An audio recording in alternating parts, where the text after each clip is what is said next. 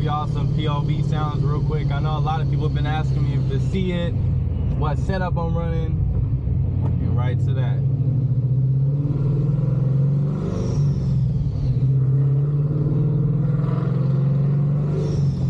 God damn! That just never gets old. I can't get into it right now because I'm still on a bass tune. I finished my 91 tune, but Coyotes and 91s don't mix. I don't know where, you know, depending on where you're located at, but in California, Coyotes and boosted and 91 does not mix.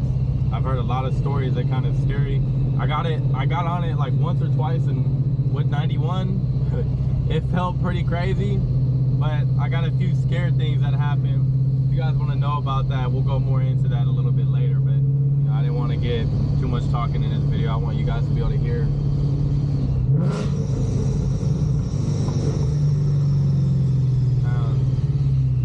Crazy. I'm gonna close the valves real quick so y'all can actually get like a good sound. What it sounds like.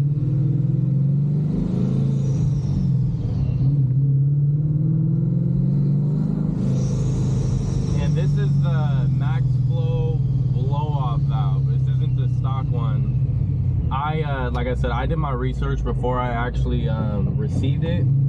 I heard the stock blow-off valve is only good for like a certain amount of PSI. If you go on E and turn up the boost and get tuned and you're not on like their bass tune that the Vortex gives you, then it's not that good. So I just thought I'd get into, you know, a little bit, kind of give you guys an idea. This is the max flow, why it's so loud. Higher RPMs, it sounds so nice.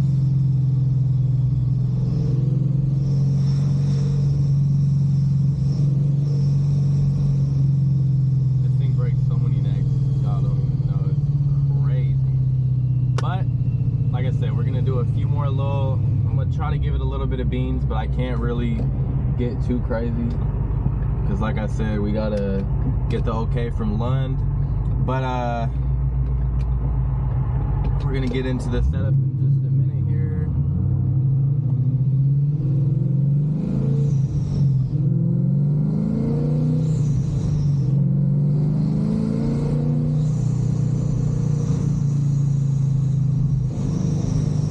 Literally sounds like a jet. Like I can't.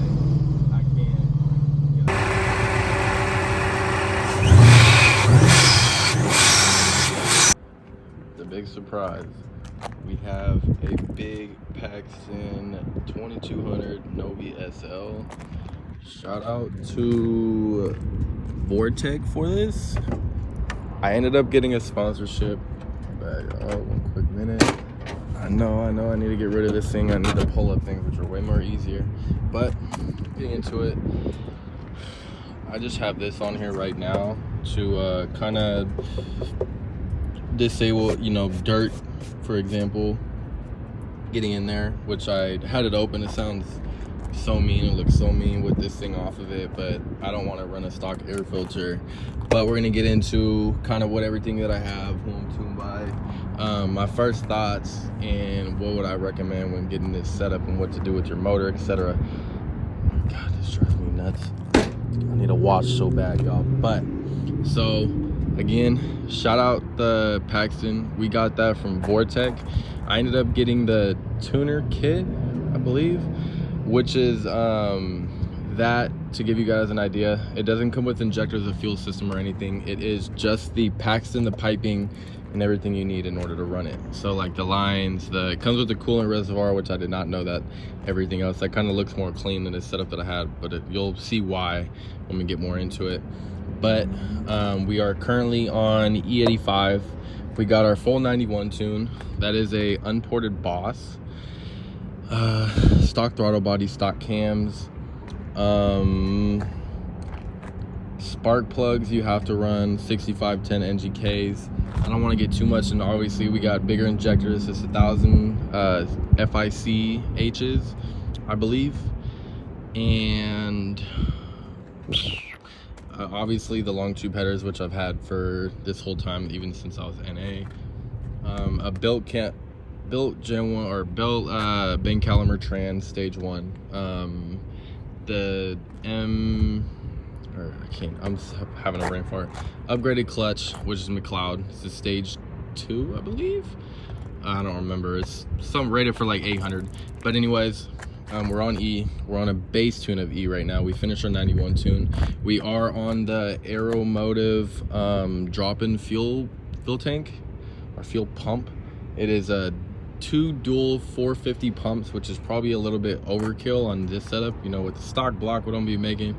We're probably looking around 700 maybe. I'm probably gonna put a smaller pulley on it eventually, which is something I'm still doing more research on. I need to engage myself more into that so I can kind of get an idea, but I'll be able to get equivalent horsepower as torque. A lot of people try and say you don't get that from this, but there's tips and tricks to kind of learn to get away from it.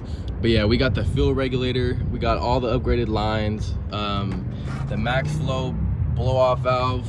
For some people that want to know installing this, it is a complete nightmare. You know, the instructions, they're pretty good, but when it comes down to like physical, you know, it's so easier to watch a video and just learn how to install it that way. But that was a nightmare. Everything else was pretty simple. It's just when it comes to the fuel system and everything, getting all the lines ran, you know, it's just a complete headache. We're gonna get into some revs. We're gonna get into some like POVs of what it looks like from right here. From there, I have some clips for you guys in a minute to see like a POV drive, what it looks like. You know, we still got the same tires, same setup, 15s. Man, look at this. These tires got shit sticking to them, and I didn't even do no burnout or do no pulls. Crazy. But yeah, we got the seat up right now because we were just messing with the fuel system earlier. It's a complete headache, y'all. I'm telling y'all. I feel like it looks like full-on race car driver though. When you got that little, I kind of love it. I'm not gonna lie. But the fuel system is a complete pain. It's a headache. It's nice because you don't have to worry about it. This one's rated for probably well over 2,000, which I'm not going to be maybe close to until I get a built block. But getting into the block, it's a stock Gen 1 block, stock head, stock cams, everything. It is Boundary oil pump gears, crank sprocket. I do recommend changing the oil pump gears, and I will drop the photo when I drop them from like this height. Mind you, I'm about 6 foot. We dropped it about 2 times. The first time it cracked, the second time it completely shattered. So those are bad. I would not recommend that with boost, because my first pull that I did with the full tune of 91 on here, it bang limiter like that. Like it literally revs out so fast, you guys don't even realize. We have upgraded tensioners, and we have what are they? It's the tensioners and something else with the timing, but it's Boss timing. Other than that, we got the stock fuel rails, because you know obviously we're not going to be pushing over 1,000. So with the current setup, this is what it looks like.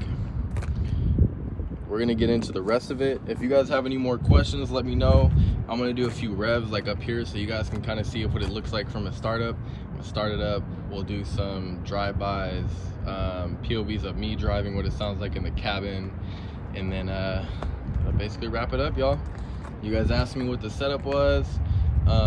If you guys want some pull videos of what it looks like, and if anyone does have a Paxton by any chance and they are running a boost gauge, what gauges do you guys recommend for me to run? Because I want to run a boost gauge, but I don't know how that works when it comes to a centrifugal. So if you guys will drop some ideas, give me some comments or some dope looking ones. All right, y'all, we're gonna get right. But yeah, that kind of wraps the video up, y'all. If you guys have any more questions, if you guys want to see some pulls on this thing, let me know, because I do too.